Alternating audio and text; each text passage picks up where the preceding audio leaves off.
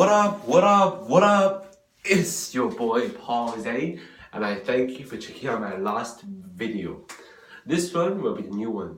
So last time I told you to make good choices in your life. The choices you make today will have a profound and exhilarating impact for you in 10 years and in 20 years. So I want to give you a challenge for today. But before I give you the challenge, the most important thing is to tell you a story.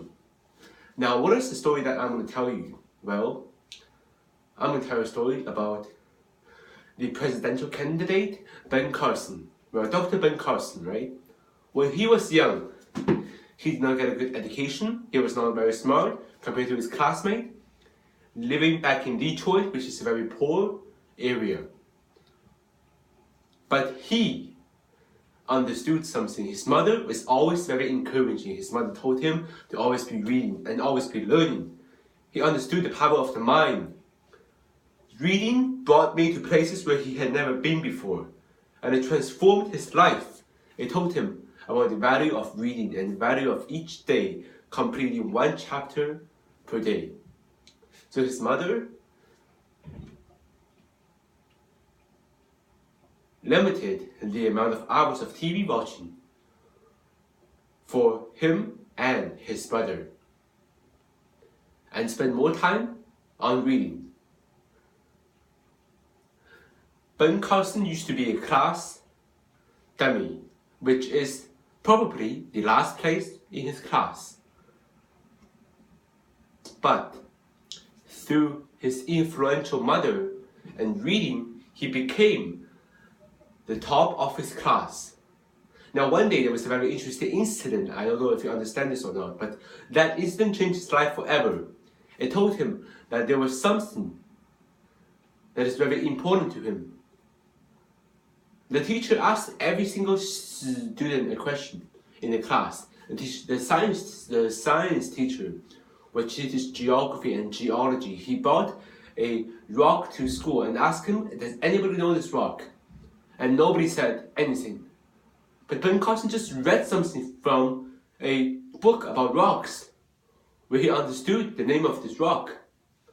So he raises up his hand and answered the question correctly.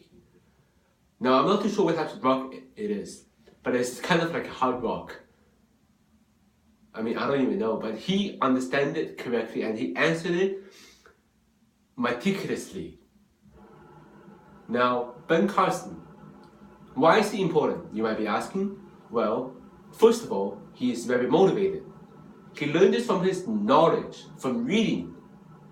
By doing this, he not only impressed the other people, but he also proved something so that reading can change your mind and change your life.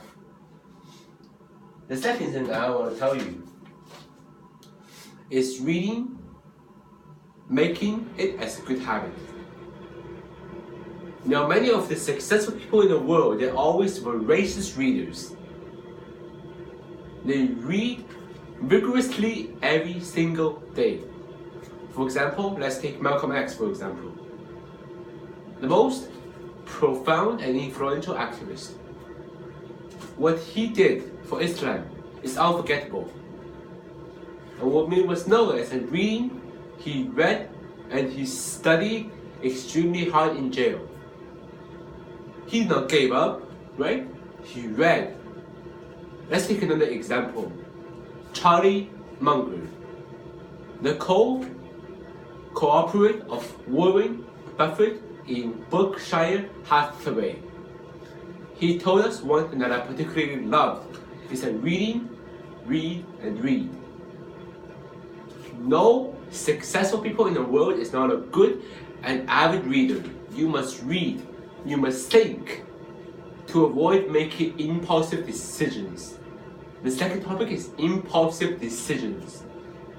Impulsive decisions will make your life going down. Imagine that your life is like a roller coaster, goes up and down, up and down, up and down. Now, making a small impulse decision without thinking as a big picture and thinking slowly can make your life drastically drop in an angle. Now, what does this do to you? You might be wondering, well, if you make an impulse decision, it continues like a roller coaster, waving down and not going up, which is very dangerous, which is something that we want to avoid. Now, how do we avoid this? I have the solution for you here. Read. Reading can help you think more clearly. As you know, Tai Lopez, he read a book every single day. He read a book every breakfast before he ate breakfast in the morning. You know? And sometimes you must do that. I know it's hard, but take it step by step. But reading can help you think clearly and contemplate on the big picture. Think slowly, deeply, which you can avoid making any impulsive decisions. Now lastly, I want to show you something that I have learned today. Today I was at the Lincoln Memorial. I was at the monument of Washington, D.C.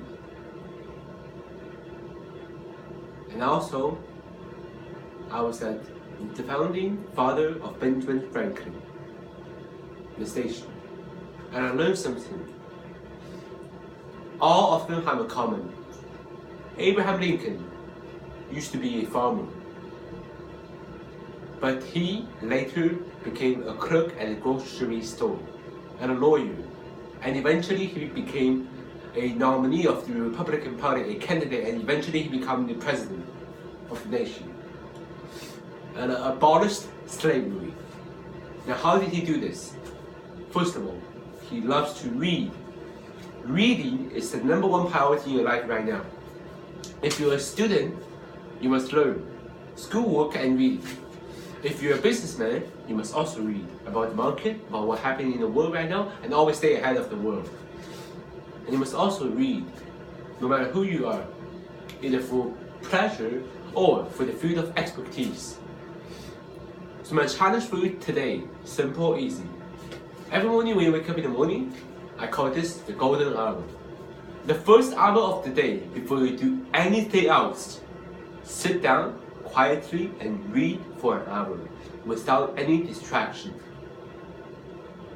Remember, just as how you work out and how you eat, a good breakfast will make your day happier.